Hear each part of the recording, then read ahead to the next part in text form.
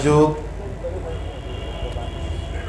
हमारे आइम्माए मसाजिद बुज़ुर्ग हज़रात, उलमाए कराम, मेरे नौजवान साथियों, दोस्तों,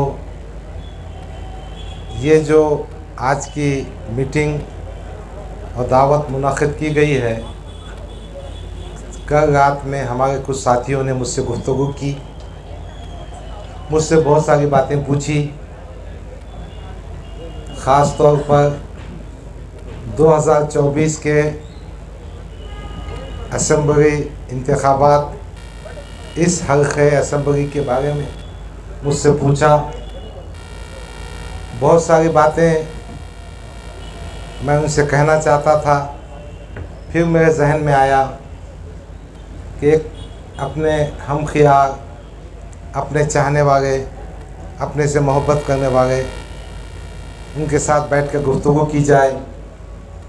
मेरे दो साथियों ने आगे बढ़कर आज की दावत का एहतमाम किया है। मैं उन दोनों साथियों का, हमीद भाई, अब्दुल रहीम भाई, इनका शुक्रगुज़ार हूँ। आप तमाम का भी शुक्रगुज़ार हूँ कि आप मेरी साथियों की दावत पर यहाँ पहुँचे हैं। यकीनन गुज़िश्ता कई सालों से आपकी सरपरस्ती में, आपकी मदद से मैं सियासत में काम कर रहा हूँ। 2014 के असम्बली इंतख़ाबात में कुछ हज़ार से अपने को शिकस्त हुई। 2019 का आपके सामने है। 2019 से हम मेहनत कर रहे थे और कर रहे हैं, मगर मेरे और पार्टी के जो मामलात थे, लोग मुझसे पूछ रहे हैं आपके टिकट का क्या हुआ। लोग मुझसे पूछ रहे हैं आपने फॉर्म क्यों नहीं भरा। तो मैं चाहता हूँ पब्लिकली, ख़ास तौर पर उन साथियों को बताऊं जो मेरे लिए कंधे से कंधा लगा कर दिलो जान से काम कर रहे हैं। वक्त आने पर मीडिया और प्रेस को बताया जाएगा, मगर मैं जानता हूँ ये हज़रात मेरी हमदर्दी में कम, उनके टीआरपी में ज़्यादा आए हैं। आने दीजिए, कोई छुपाने की बात नहीं है। शुक्रिया शुक्रिया। नहीं भाई, आपका मामला मीडिया का मामला है। यकीनन हम आपके भी शुक्रगुज़ार हैं। देखिए, जब पार्लियामेंट के इंतख़ाबात हो रहे थे, ताज विवांता होटल में मोहतरम बैरिस्टर असदुद्दीन अवैसी साहब ने इम्तियाज़ जलील, इब्तिसाम, इन दोनों की मौजूदगी में मुझसे कहा था कि आपको हम मशरक़ी हल्क़े असम्बली का टिकट भी देंगे, चुनकर भी लाएंगे, ख़र्चा भी बर्दाश्त करेंगे और ये सीट गिफ्ट में देंगे। मैं बहुत मुतमईन हुआ। जब 9 सितंबर को वक्फ के एक्ट पर मीटिंग हुई, वो मीटिंग में मैं मौजूद था। वक्फ एक्ट की मीटिंग हज हाउस में हुई थी। उसके बाद एक प्रेस कॉन्फ्रेंस हुई। उन्होंने असेंबली के 5 उम्मीदवारों के नाम डिक्लेयर किए। मुझे थोड़ा धक्का बैठा, भाई मेरा नाम क्यों नहीं आया। मैं इस पसोपेश में था, हो सकता कोई मसलहत होगी, अपना क़ायद है, उन पर एतमाद करना चाहिए। फिर उसके बाद मुख्तलिफ़ अफवाहें, मुख्तलिफ़ बातें सुनने को मिली। मैंने सोचा हम इतनी मेहनत कर रहे हैं, क्यों ना डायरेक्ट और रास्त उनसे जाकर बात की जाए। 21 सितंबर को मैं हमारे ड्राइवर इरफान के साथ बाय एयर हैदराबाद गया। दारुस्सलाम पहुंचा। साहब का कोई प्रोग्राम चल रहा था। मैं उनकी गाड़ी के पास जाकर खड़ा, उन्हें असदुद्दीन अवैसी साहब से कहा, साहब मुझे 5 मिनट का वक्त दीजिए, मुझे आपसे अहम और ज़रूरी बात करनी। उन्होंने कहा नहीं, मुझे स्कूल के फंक्शन में जाना है। मैंने कहा भाई मैं आपकी गाड़ी में बैठता हूँ, मेरी बात सुन लीजिए। उन्होंने पूछा है कब तक हैं आप? मैंने कहा मैं जब तक आपसे बात नहीं होती उसके लिए मैं आया हूँ। वह शाम के मुशायरे में आप आ जाइए। ठीक है, अब कायद है, पार्टी के सुप्रीमो हैं, बात तो सुनना पड़ेगा। मैं वापस होटल पर आया, मैं सोचते रहा। मैंने एक व्हाट्सअप डाला, फिर उनका जवाब आया, फिर मैंने व्हाट्सअप डाला। वो व्हाट्सअप भी मैं पब्लिक की डिक्लेयर करूँगा, बताऊँगा। मेरे समझ में ये आया कि पार्टी सुप्रीमो के पास मेरे लिए जो गुज़िश्ता 10 साल से पार्टी का काम कर रहा है और माली मामलात में अल्लाह के फजल करम से बेदाग हूँ, जेब से पैसे खर्चता हूँ। मैंने लाखों करोड़ रुपये पार्टी के लिए कौम मिलत के लगाए हैं। मैंने कोई एहसान नहीं किया, मैंने अपना हक अदा किया। मैं महाराष्ट्र का कारगुजार सदर था, जहां मॉब लिंचिंग वहाँ पहुंचा, बगा मुझे थोड़ा सा तकलीफ हुई। मैं मुशायरे में नहीं गया। सुबह की फ़्लाइट से मैं वापस आ गया और दिन भर सोचते रहा। फिर मैंने सोचा एक ख़त तहरीरी शक्ल में अपन बैरिस्टर असद नवीद साहब को देना चाहिए। वो ख़त मैंने 23 तारीख को भेजा, उनको 5 बजे मिला। वो ख़त की कॉपी आपको दे देता हूँ, अल्लाह ने चाहा तो चंद दिनों में अखबार में भी छाप दूँगा। वो ख़त मैंने उर्दू में तहरीर किया था। मैंने उसका हिंदी में जो देवनागरी लिपि में लिखा हूँ, पहले मैं आपको ख़त पढ़ कर सुना देता हूँ। वो ख़त कुछ इस तरह है। मोहतरम असदुद्दीन अवैसी साहब, कौमी सदर मजलिस इत्तेहादुल मुस्लिमीन और मेंबर ऑफ पार्लियामेंट हैदराबाद, अस्सलाम वालेकुम रहमतुल्लाहि व बरकातुहू। उम्मीद के मिजाज ग्रामी बखैर होंगे। हफ्ते के दिन बतारीख 21 सितंबर आपसे मुलाकात हुई। फिर व्हाट्सएप पे मैसेजेस आप तक पहुँचे, आपका जवाब भी आया। मैंने महसूस किया कि मैं अपनी बात आप तक सही और मुकम्मल अंदाज में पहुंचा नहीं सका, इसलिए इस तहरीर के ज़रिए आपको अपनी बात बता रहा हूँ। सदर मोहतरम, मेरी उम्र 67 साल की हो चुकी है और मैं समझता हूँ 2024 असेंबली इलेक्शन मेरी ज़िंदगी का आखिरी इलेक्शन हो सकता है। 2014 के असेंबली इलेक्शन में मैंने पहली बार मजलिस के टिकट पर 60,000 वोट लिए थे। 2014 से 2019 तक मैंने मेहनत की। 2019 में 80,036 वोट हासिल किए। अब यहाँ के जो पॉइंट्स है वो सुन लीजिए। 2019 में मेरा टिकट बहुत देर से डिक्लेयर हुआ, जिसके नतीजे में गैर यकीनी कैफियत सूरत हाल थी। समाजवादी पार्टी और एमआईएम महाराष्ट्र के दूसरे असेंबली हलकों में गठजोड़ हुआ, मगर मेरी गुजारिश के बावजूद मेरे मशरक़ी हल्के असेंबली में समाजवादी उम्मीदवार करीम कुरैशी आया और 5,555 वोट खाया। इस तरह नुकसान हुआ।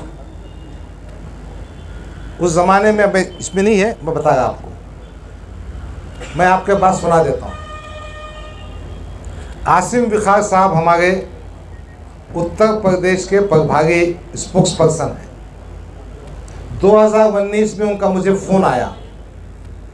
उन्होंने कहा कि डॉक्टर साहब, आपके हल्के में समाजवादी का उम्मीदवार आने वाला है, आप कहे तो मैं रोक सकता हूँ, मगर मुझे इसमें सदर मोहतरम बैरिस्टर असद नवीद साहब मुझसे कहेंगे तो मेरा सियासी ख़त में इजाफ़ा होगा, जब भी मैं कहूँगा।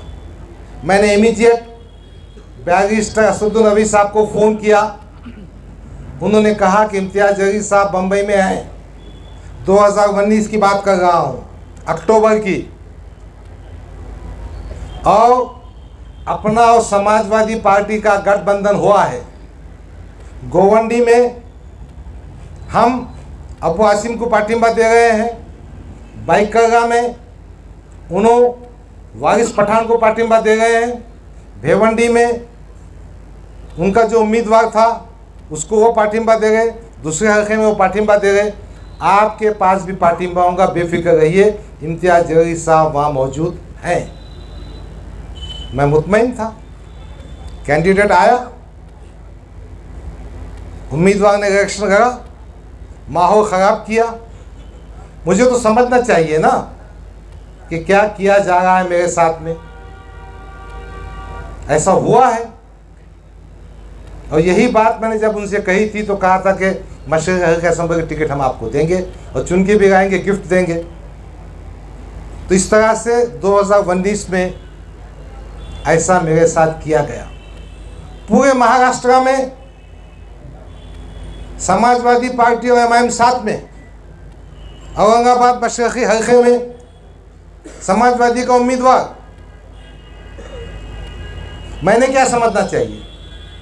क्या अतुल सावे को जिताने के लिए, क्या देवेंद्र फडणवीस के बोलने पर गफ्फार खादी को बगी का बकरा बनाए क्या? फिर दूसरी बात जो मैंने तहरीर किया, आपको याद होगा कि इम्तियाज़ जलील ने रियासी सदर बनने के बाद, वो किस्सा बड़ा ख़ास है, सुना देता मैं, अब छुपाता नहीं।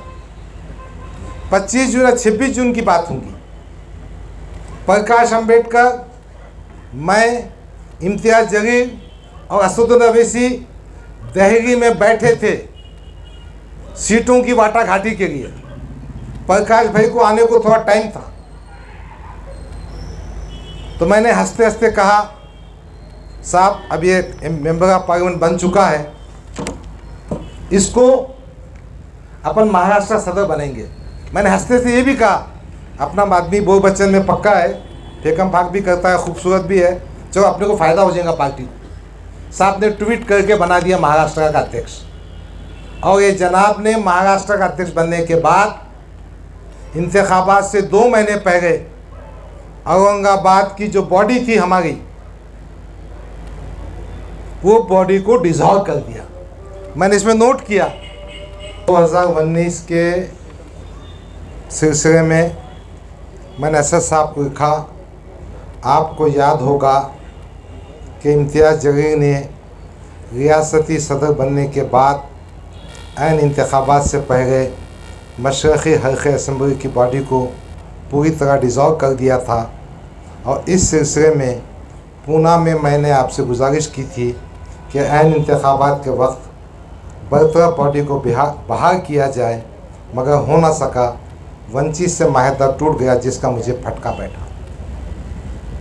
दोस्तों और साथियों, अगर वंचित और एमआईएम का अलायंस जिंदा रहता तो 15 से 20 एमएलए चुन के आते थे, और सत्ता की कुंजी दोनों के पास रहती थी। अब वो भी बातें बताऊंगा इंशाल्लाह प्रेस में, क्यों टूटा, क्या से टूटा, कौन आगे जाता, कौन पीछे रहता, कौन आगे नहीं जाना, बताऊंगा मैं, मगर मजमून पढ़ के सुनागा मैं तुमको। जो ख़त मैंने असद साहब को भेजा, उसकी कॉपी आपके पास ही देने वाला हूँ। फिर दूसरा हमने लिखा कि 2024 मशरक़ी हल्के असेंबली के लिए हमने पूरी ताकत से काम किया। आपने मुझे महाराष्ट्र का कारगुजार सदर बनाया। मैंने पूरे महाराष्ट्र के इलाक़ों का दौरा किया, ख़ास तौर पर फसादात के मुतासरीन की अरबाब इक़्तिदार के सामने नुमाइंदगी की, इंसाफ दिलाने की कोशिश की, और लाखों रुपये की माली एयानत की। पुलिस कस्टडी में मरने वाले मुस्लिम नौजवानों के मामले को हाई कोर्ट्स में लेकर गया, इनकी माली मदद भी की, कोर्ट का खर्चा भी बर्दाश्त किया, और कई पुलिस वालों पर आईपीसी सेक्शन 302 के तहत केस दर्ज करवाए। महाराष्ट्र में जहाँ जहाँ मॉब लिंचिंग हुई, वहाँ मैं बज़ाते खुद पहुँचा, इन अफराद ख़ानदान को दिलासा दिलाया, पुलिस में नुमाइंदगी की, पैसों से मदद की। कोविड के ज़माने में मेरे ज़ाती खर्चे से 5 लाख से ज़्यादा रकम के ग़िज़ाई पैकेट तक़सीम किए। कई मरीज़ों को इलाज मांगे में मदद की। पार्टी को मजबूत करने के लिए मुख्तलिफ ताल्लुक़ों अज़ला का दौरा किया। एक मजबूत तंजीमी ढांचा तैयार करने की कोशिश की, जिसमें कुछ कामयाब हुआ। मैं समझता था ये लिखने की ज़रूरत नहीं, मगर फिर भी मैं चाहता तहरीरी तौर पे बात आ जाए, ताकि सबको मालूम हो कि कौन क्या कर रहा है, किसकी क्या अहमियत है और क्या अहमियत होना चाहिए। असद साहब के जो मैसेजेस मेरे पास आए थे, उसमें सब में बड़ा दुख ये था कि इम्तियाज़ जलील हार गए। किसी न किसी तरह से वो ठिकरा हमारे सर पे फोड़ने की बात भी दिख रही थी। तो फिर मैंने समझा वो लिखना चाहिए ख़त में। औरंगाबाद पार्लिमानी इंतखाबात में 2024 में इम्तियाज़ जलील को 6 हलकों में सबसे ज़्यादा वोट मशरक़ी हल्का इस हल्के में मिले, जो 89,000 हैं। कहीं ना कहीं हमारा काम और नाम होगा। भाई सियासत में जब कुछ काम करते हैं ना, तो बताना पड़ता, बोलना पड़ता। इसलिए मैंने लिखा इनके हल्के असेंबली जहाँ से वो MLA चुन के आए थे, वहाँ 85,000 वोट मिले। अब उसके आगे जो मैं लिखा वो चुमटी भी है, हकीकत भी है, सच्चाई भी है। वोट और बढ़ सकते थे, मगर इसका जवाब इम्तियाज़ जलील, अहमद जलील, बिलाल जलील से पूछा जाए तो बेहतर होगा। पैसे खर्चने में हाथ रोकना, तमाम ओहदेदारान और कारकुनान को बंधुआ मजदूर समझना, ये इनकी सबसे बड़ी गलती रही। और दूसरी बात यह है कि पार्लियामेंट के हल्के में मुस्लिम वोटर्स की तादाद 22% है।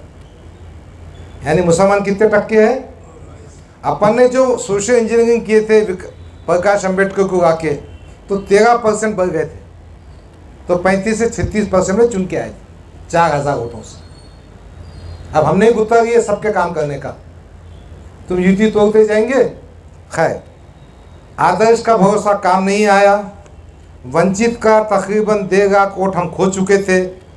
इसलिए बराए मेहरबानी आपसे गुजारिश है कि इम्तियाज़ की शिकस्त के आप सही तौर पर असेस करें।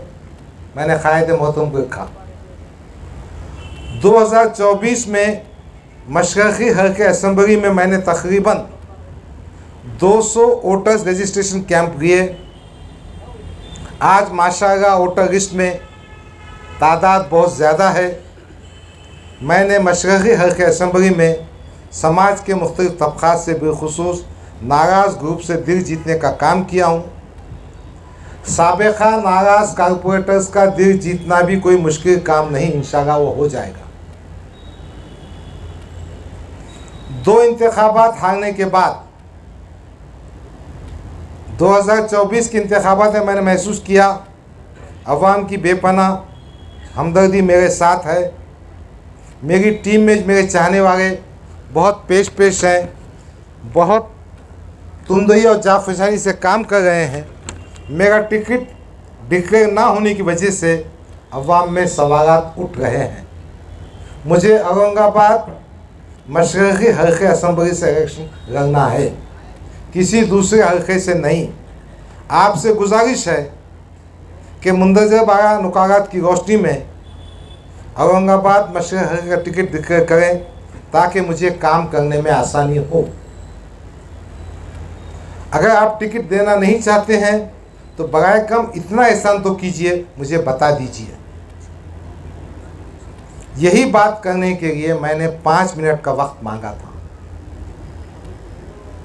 घंटों कई दिन अपनी मेहनत पैसे के साथ जिस लीडर की खिदमत में फिरता रहा, वो मुझे 5 मिनट का वक्त नहीं दे सका। डॉक्टर साहब तुम आगे बढ़ो, हम तुम्हारे साथ हैं। वसीम बेटा वसीम, यही बात करने के मैंने आपसे 5 मिनट का वक्त मांगा था, मगर मुझे ना मिल सका। एक बात और जिक्र करना ज़रूरी समझता हूँ, आप जो कहेंगे वो पार्टी फंड देने को मैं तैयार हूँ।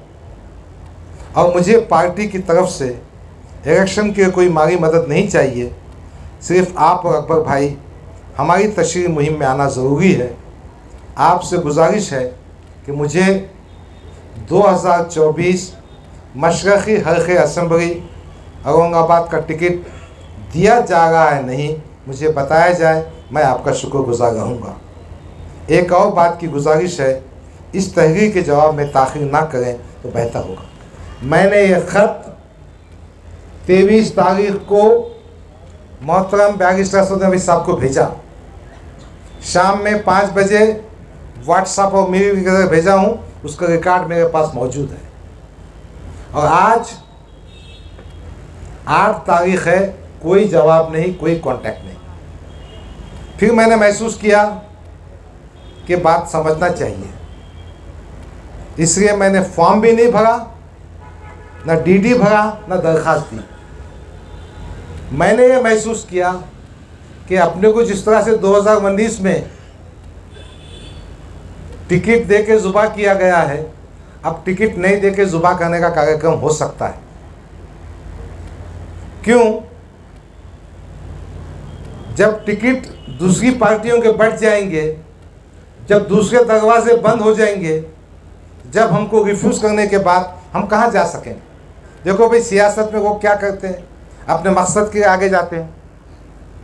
यही उन्वान, यही बात मैं आप तक पहुंचाना चाहता हूं। मैं एक बात मानता हूं, यहाँ जितने भी लोग बैठे हैं वो जिम्मेदार हैं, मेरे सरपरस्त हैं। मैं सिर्फ आपसे ये पूछने खड़ा हूँ, आप मेरी रहनुमाई कीजिए, मुझे रास्ता बताइए, मैंने क्या करना चाहिए। मैंने ऐसा महसूस किया कि मेरी पार्टी एक कमज़ोर कैंडिडेट देना चाहती है।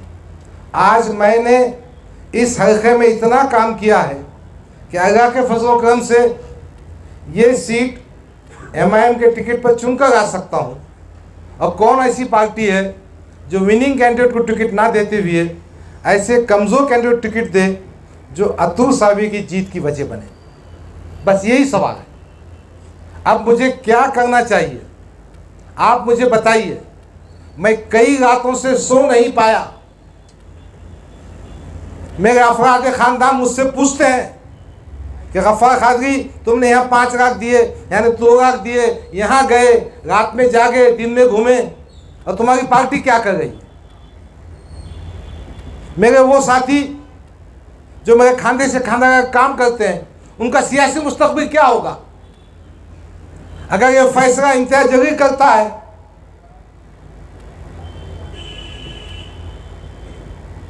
तो हमने क्या करना फिर? और असद साहब भी उनकी बात सुन के करते होंगे तो कोई ठीक बात नहीं है।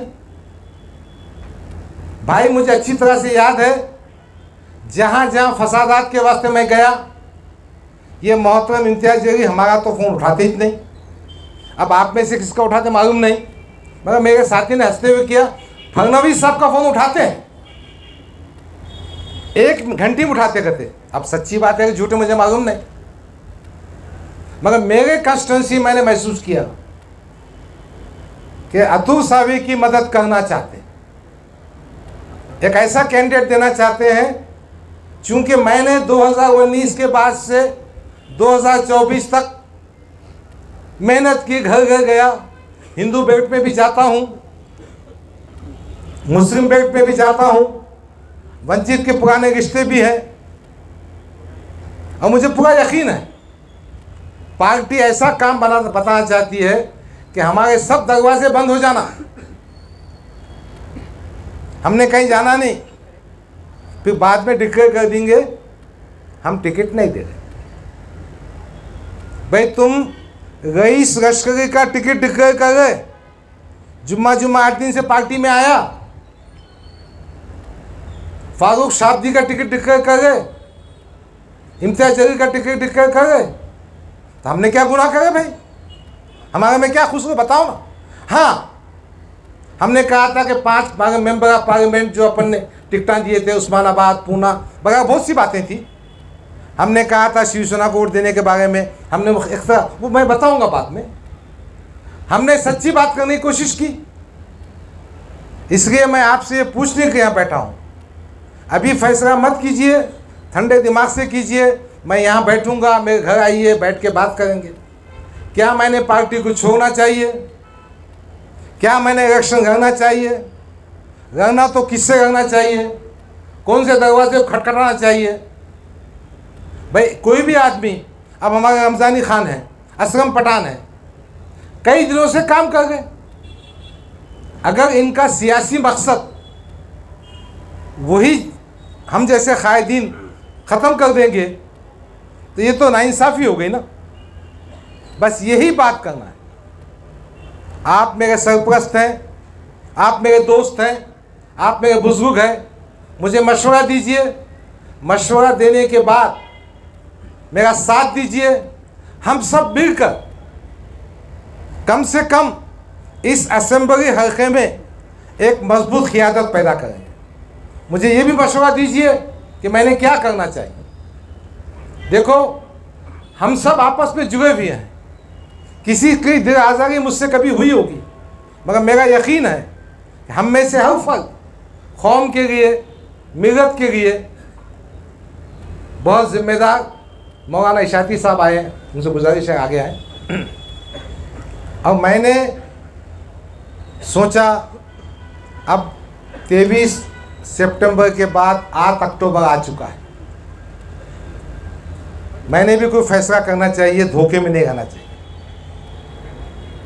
इसीलिए मैं आपके बीच आया, आपसे गुजारिश कर रहा हूँ, मुझे मशवरा दीजिए। आपको ठीक दिखता है तो साथ दीजिए, मेरा ख्याल रखिए। मैं किसी से उम्र में बड़ा है, किसी से छोटा है, किसी का मर्तबा दीनी तौर पे बहुत ज़्यादा है। हमारी पार्टी की जो बातें सियासी तौर पे कहना है मैं प्रेस कॉन्फ्रेंस करके कहूँगा। अलबत्ता एक गुजारिश करूँगा कि जो ख़त मैंने तहरीर किया है वो कॉपी अपने साथ में ले जाएँ, घर बैठकर ठंडे दिमाग से सोचें। अगर इसमें से कोई बात गलत होंगी तो आपका जूता मेरा सर है, मैं आपसे माफ़ी मांगूंगा और सियासत से दस्तबरदार हो जाऊंगा। खुदा बेहतर जानता है, मैंने सियासत को पैसा कमाने का ज़रिया नहीं बनाया। खुदा बेहतर जानता है कि फ़िरका परस्तों से कोई कंप्रोमाइज़ की बात मैं नहीं करता। खुदा जानता है मैं अपने भाइयों की इज़्ज़त देता हूँ।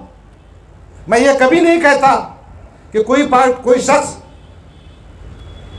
सियासी तौर पर मुसलमान दूसरी पार्टी में है तो मेरे जूते की नोक पे रखता हूँ, मैं कभी नहीं कहूँगा। मैं कभी ये नहीं कहूँगा कि नामूस से रसूल का जुलूस निकालो और संजय सिंह साठ से जाके गले मिलो, ऐसा गले मिलो जैसे बिछड़े हुए भाई हैं। मैं ये नहीं कहता कि हम फडणवीस का फ़ोन रिसीव करेंगे। मेरे लिए हमारे खुर्रम भाई का फ़ोन अहम है, आप सब जानते हैं। मैंने कभी फ़ोन रिसीव नहीं किया होगा तो मैं 15 मिनट के बाद, 1 घंटे के बाद रिटर्न कॉल मारता हूँ। बस आप इन बातों को सही समझते होंगे। यकीन मैं गुनाहगार मुसलमान, मुझसे गलतियाँ होती होंगी, कभी किसका दिल दुखा होगा। मैं हाथ जोड़कर माफ़ी मांगता हूँ, अल्लाह के मुझे माफ़ कर दीजिए। दूसरी बात, क्या आप नहीं चाहते कि अच्छी क़ियादत पैदा हो? बस यही सवाल, यही मशवरा, यही बात करने के आपके बीच आया था। बहुत सारी सियासी बातें, बहुत सारी अंदर की बातें मेरे पास है। जब सियासी सफ़र आगाज़ होगा इंशाअल्लाह आपके सामने आऊँगा।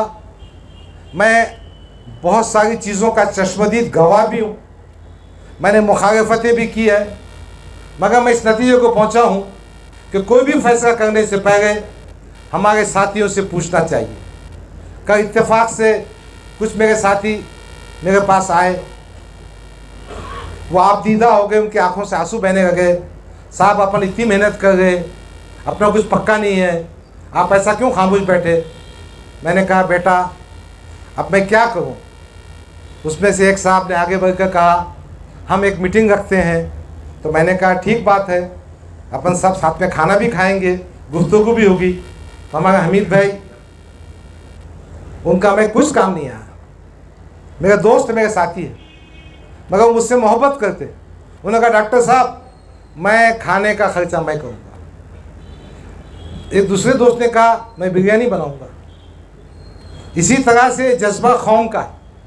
आज आप सब लोग यहाँ जमा हुए हैं, मैं क्या कारपोरेटर है, कि मैं क्या आमदार है, कि मैं क्या खासदार हूँ, मगर आपके दिल में जज्बा है कि कहीं ना कहीं मिलत के काम होना चाहिए, लीडरशिप आगे बढ़ना चाहिए।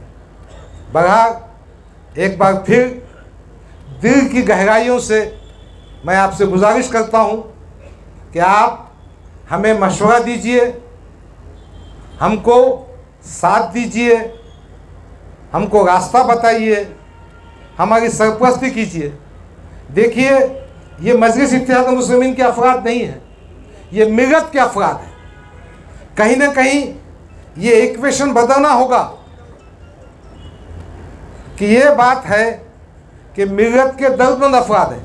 हमारे खालिद सैफुद्दीन बैठे हैं, वो दूसरी पार्टी में है, मैं MIM में हूँ। जफ़र बिगड़र बैठे हैं, दूसरी पार्टी में। बब्बू भाई है, हमारे बड़े बड़े अहम शख्सियतें जमा हैं जो इस असेंबली हल्के में असरअंदाज होते हैं। हमारे मौलाना अलीमुद्दीन साहब हैं, बहुत काबिल शख्सियत है, उनका बयान सुनकर मैं बहुत खुश होता हूँ। हमारे अनवर इशाती साहब आए हैं, हमारे सुहेल सर, डॉक्टर उमर खादरी मेरे दामाद हैं, वो सब बैठे हैं। बहरहाल हम इस फिलहाल बहुत परेशानी में हैं, कोई नतीजे को पहुंच नहीं पा रहे हैं। आपकी मदद चाहिए, आपका मशवरा चाहिए, आपकी हिम्मत चाहिए, और आप हमारा मशवरा, हमको मशवरा देंगे, हिम्मत देंगे। मैं तमाम हज़रात का दिल की गहराइयों से शुक्रिया अदा करता हूँ। अल्लाह रब्बुल इज़्ज़त की बारगाह में दुआ करता हूँ कि अल्लाह हम सबको नेक तौफीक दे और कौम व मिलत की सही खिदमत का ज़रिया बनाए। मैं इस मौके पर मौलाना अनवर इशाती साहब से गुजारिश करता हूँ कि वो थोड़ा मुखातिब भी करें और हमारे लिए दुआ भी करें। हमारे एक साथी ने कहा हम नुमाइंदगी करना चाहते हैं, आपको जो नुमाइंदगी की टेलीफोन नंबर दिया जाएगा, सर नोट करो, आगे मेरे को दे दो। चलो दूसरा और कोई मशवरा?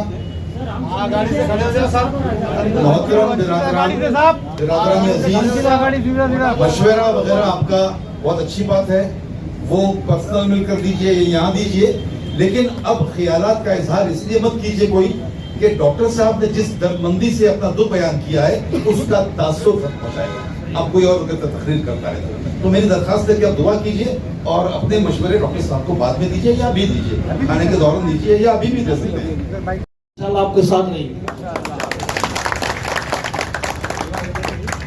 पार्टी चाहती है पार्टी का नुकसान हो, तो हम सब जितने भी वार्ड अध्यक्ष वगैरह जितने भी हम डॉक्टर साहब के साथ है, तो हम डॉक्टर साहब का साथ देंगे। डॉक्टर साहब जहाँ भी जाएंगे इंशाल्लाह हम उनके साथ रहेंगे, और जल्द से जल्द हम असद साहब को यही बोलना चाहेंगे, जो भी एक्शन लेना है, जो भी बात करना है, जल्द से जल्द करिए, वरना गफ्फार कादरी साहब आप जा रहेंगे इंशाल्लाह, हम आपके साथ रहेंगे वहाँ पर। मैं 2013 से डॉक्टर साहब के संग काम कर रहा हूँ, और मुझे मालूम है डॉक्टर साहब एक खुलेआम बोल देते, दिल में कोई बात नहीं रखते, कोई भी बात नहीं रखते, आज तक नहीं रखे उन्होंने दिल में।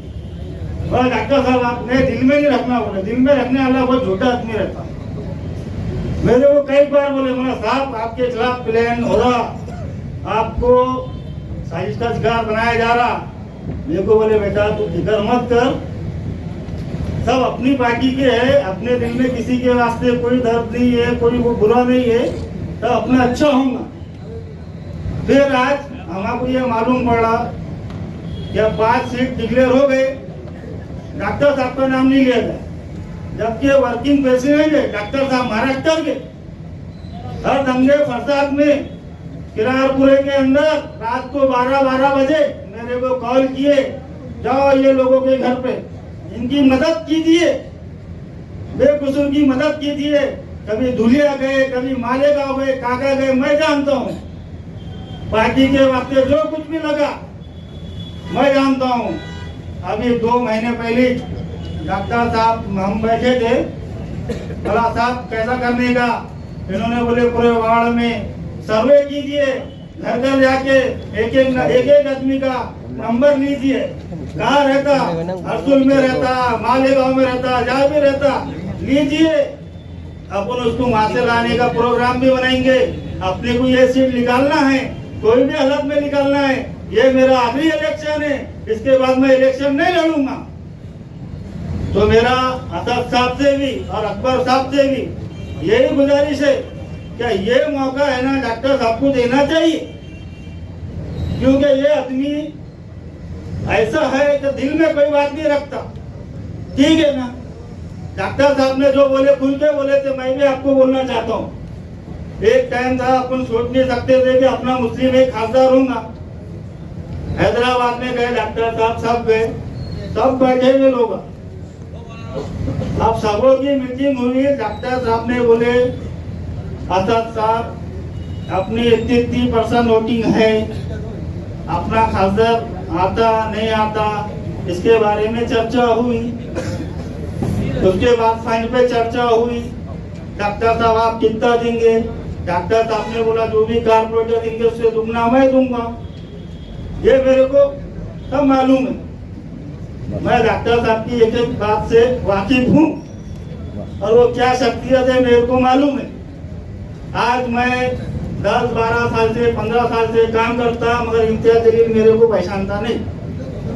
गली में महल्ले में कहीं भी आया, डॉक्टर साहब मेरे गले में हाथ डालते, मैं उनके वास्ते कभी भी हाजिर और वो मेरे वास्ते कभी भी हाजिर। जिनसी पॉलिटिशियन का मसला हो, टैक्स का मसला हो, डेनिस का मसला हो, फसाद का मसला हो, मैंने खुद कई बार डॉक्टर साहब को बोल के ये फोन किया कि डॉक्टर साहब ये बेगुनाह लड़का है, जेल में है, आप इसकी मदद कीजिए। वो फौरी तौर पर हाजिर हुए। मैं आपसे कहना चाहता हूँ ये डॉक्टर साहब आप इसलिए बुरे हुए क्योंकि आपका दिल मोगला है और आप मोगले दिल के हैं, दिल में कोई बात नहीं रखते। चापलूसी करना गद्दारों का काम रहता। अपन बोलते अस्तीनों में सांप पाल लिए, सही पाले हुए। डॉक्टर साहब 2019 का चुनाव भी जीत जाते थे अगर युति नहीं कूदती थी तो। हमने डॉक्टर साहब भी वही शख्स है जिन्हें प्रकाश अंबेडकर साहब से युति कराए थे और इम्तियाज जलील साहब को खासदार बनाए थे। मैं बात कर रहा हूँ, हम पुणे के अंदर गए, डॉक्टर साहब हम प्रकाश अंबेडकर साहब से बात करे, ब्रिजवाड़ी गए, 19 में भी गए, हर चौक गए, गांव खेड़ा गए, हमने 10-10 घंटे प्रचार किया। ये हमारे उसका कोई फायदा नहीं था, मगर हमने पार्टी के वास्ते काम किया और पार्टी अपन बोले अपनी पार्टी एक आ गई। ये आमदार का इलेक्शन लड़ना मामूली इलेक्शन नहीं है, मामूली इलेक्शन नहीं है भाई आमदार का इलेक्शन लड़ना। और आप लोग सोच रहे होंगे कि कोई कारपोरेटर बन जाएगा, कोई वो टिकट मांग लेगा, फिर उसको टिकट दे देंगे। कारपोरेटर अलग होता, आमदारी अलग होती। मैं वही कहना चाहता हूँ, आमदार का इलेक्शन जो लड़ते उसके 1-2 मिनट लूंगा भैया आपका, क्यों मैं सही बात बोल रहा हूँ, मेरे दिल में दर्द है। मेरे को अभी तक का 500 लोगों ने पूछ लिए आपके डॉक्टर साहब का क्या हुआ। मैं उनको नजदीक भी नहीं जा रहा, मैं आपसे बात भी नहीं कर सकता, क्योंकि मेरे को उतनी तकलीफ है कि क्या बोलूँ। मेरे को जितनी 5 सीट का उन्होंने ऐलान किया सर साहब ने, मेरा डॉक्टर साहब का ऐलान क्यों नहीं हुआ, तो मेरे को बहुत तकलीफ हुई। आमदार इलेक्शन लड़ने के वास्ते बहुत लोगों को कंप्रोमाइज करना पड़ता, किसको किसको मैनेज करना पड़ता, क्या क्या करना पड़ता, ये हमको मालूम है। क्योंकि मैं 3 महीने से डॉक्टर साहब के संग कंटिन्यू कंधे से कंधा लगा के खड़ा था। भाई अपनी एक ही राय है बस, क्या अपने इतनी मेहनत करे, जितना वो चाहे, अपन एमआईएम को चाहते, मजलिस को भी चाहते, हर चीज को भी चाहते। आपने ये मेहनत है क्या, आप डॉक्टर साहब ने क्या करना चाहिए, क्या नहीं, अपने लोगों को राय देना चाहिए। मगर मेरे को जहाँ तक समझता क्या, एक गली गली जाके डॉक्टर साहब एक आम आदमी को गले में हाथ डाल के नाम लेके पुकारते, ऐसा हम शख्सियत अपने को नहीं मिलेगा। बाकी आपकी जो राय है आप इसलिए फैसला कर सकते। मेरा जो बोलना था मैंने बोल दिया। खुदा मेरे भाइयों, आप सब जानते हैं कि डॉक्टर अब्दुल गफ्फार कादरी साहब जो कि 2014 के इलेक्शन के बाद से पब्लिक के बीच में वो गली गली मोहल्ले मोहल्ले इधर उधर जो तो सबों से मुलाकात करते, दुख सुख में सबसे शामिल रहते। ये आप सभी को मालूम है। वो हारने के बाद में जो तो बैठने वाला लीडर नहीं है, ये आप सबको पता है। वो हारने के बाद में जो तो घर में बैठे हुए नहीं। और मैं उनके साथ में बहुत सारे जो तो दौरे पर गया हूँ। मैंने पूसे सऊदी में जब डॉक्टर साहब के साथ में, आप सबको मालूम होगा पूसे सऊदी में कोई भी मुसलमान लीडर वहाँ पे कोई गया नहीं था। वहाँ पे सिर्फ डॉक्टर अब्दुल गफ्फार कादरी साहब गए थे और कितनी परेशानियाँ आई थी वहाँ पे। लोग सिर्फ माइक पे बोले हमने ऐसा करे हमने वैसा करे। डॉक्टर अब्दुल गफ्फार कादरी साहब पूसे सऊदी जब गए, नूरुल हसन को जब उसके वालिद साहब से मिले तो उनके गले पकड़ के रो लिया डॉक्टर साहब ने। और रो लिए उनको जो तो नूरुल हसन की बीवी से मुलाकात करे, उनकी माँ से बात करे और वहाँ पे जो तो ACP से बात करे और वहाँ पे उनको वार्निंग दिया कि ये क्या हो रहा है मुसलमानों के साथ में, क्यों ज्यादती कर रहे करके। तो अभी तक कोई मुसलमान लीडर वहाँ पे गया नहीं साहब, सिर्फ डॉक्टर अब्दुल गफ्फार कादरी साहब थे।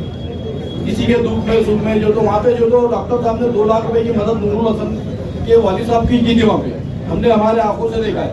डॉक्टर साहब क्या वहाँ से जो तो इलेक्शन लड़ रहे थे, क्या डॉक्टर साहब को जो तो महाराष्ट्र का लीडर बनने का था, वो सिर्फ पूर्व विधानसभा में जो तो मेहनत कर रहे थे और बहुत मेहनत की डॉक्टर साहब ने। और हम यही चाहते हैं कि पार्टी के जो अध्यक्ष है बैरिस्टर असदुद्दीन ओवैसी साहब, हम आपसे हाथ जोड़ के रिक्वेस्ट करते हैं कि आप ऐसे लीडर को खोइए मत। ये कोहिनूर का हीरा है, ऐसे हीरे बार बार मिलने वाले नहीं आपको। और सियासत में अपने मुस्तकबिल के फैसले अपने हम ख्याल लोगों के साथ मिलकर खुद करने पड़ते हैं। आप फैसला कीजिए, इंशाल्लाह हम तमाम लोग आपके साथ होंगे। और इसी के साथ मैं मौलाना से गुजारिश करता हूं कि वो दुआ फरमाएं और इसके साथ हम फिर इसके इख्तिताम का ऐलान भी फरमाएं। सय्यदना व शफीअना व हबीबना व नबीना व मौलाना मुहम्मदिन मुबारक वसल्लम। रब्बना ला तुआखिज़ना इन नसीना औ अख़्तअना रब्बना व ला तहमिल अलैना इस्रन कमा हमलतहु अलल लज़ीना मिन क़ब्लिना रब्बना व ला तुहम्मिलना मा ला ताक़त लना बिही वाअफ़ु अन्ना वग़फ़िर लना वरहमना वाअफ़ु अन्ना वग़फ़िर लना वरहमना वंsurna 'alal qawmil kafirin। रब्बना आतिना फिद दुनिया हसनह व